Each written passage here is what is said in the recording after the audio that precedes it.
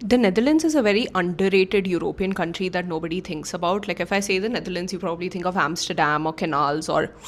But the Dutch actually have an influence on pretty much every company, brand, or product around us in our lives. And I like to call that the Dutch touch. So let's take a look at what the Dutch are touching in our lives. So first of all, I didn't know that Philips is a Dutch company. I mean, they have around 23 billion euros, a market cap, which I don't really need to say to impose this importance because all of us have had household appliances from Philips growing up. Like, I've had this Philips hairdryer for 10 years, but also 70% of their market cap comes from medtech and healthcare systems. Philips is a pretty big player in hospital equipment, and I didn't know about that. The next company is Heineken, which you maybe did know is Dutch, but did you know that all of Kingfisher beers are owned by Heineken now? So Heineken bought a majority stake in United Spirits and Breweries off of Vijay Mallya. So all these beers come under their portfolio. So does that mean that every time you're drinking a Kingfisher beer, you're drinking a Dutch beer?